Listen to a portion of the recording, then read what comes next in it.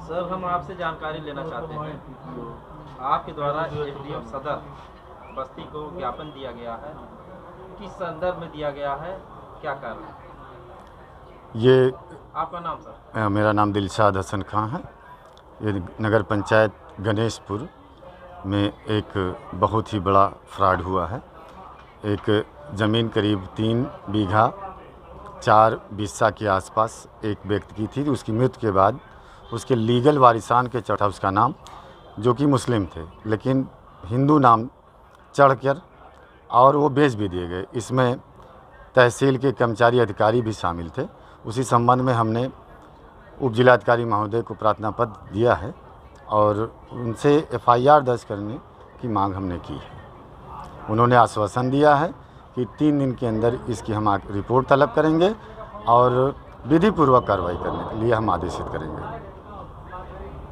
इसके पहले भी आप ज्ञापन या कुछ दे चुके थे या आज पहली बार? इस संबंध में प्रथम प्रार्थना पत्र हमको ज्ञात हुआ, तो फिर हम उसके सारे कागजात निकलवाए हैं जो तहसील के पास ऑलरेडी ही होते हैं और हमने दे दिया है।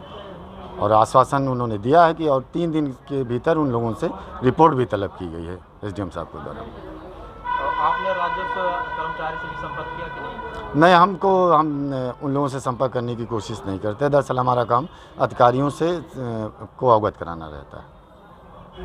यहाँ जो कार्य किया गया है, तो लेखपाल का क्या नाम है और कानूनगो का क्या नाम है? इसमें 2 कानूनगो और 1 लेखपाल सम्मिलित हैं। लेखपाल हैं धीरेन्द्र सिंह और ये बतौर लेखपाल कार्यरत हैं गणेशपुर में।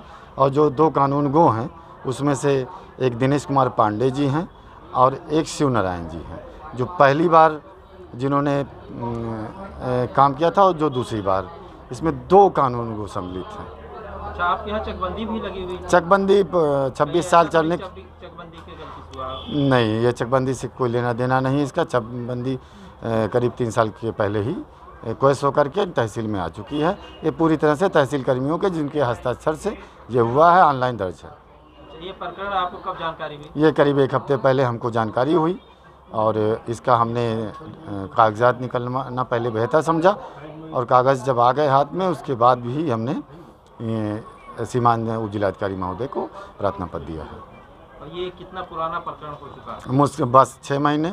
17 जनवरी को अवैध रूप से गलत लोगों का इसमें एंट्री 17 जनवरी 2023 को अवैध रूप से जाली फर्जी सर्टिफिकेट के आधार पर पाका 11 करके वरासतन चढ़ा दिया गया और 1 महीने के भीतर उसकी रजिस्ट्री भी कर दी गई और लोगों ने खरीद भी ली।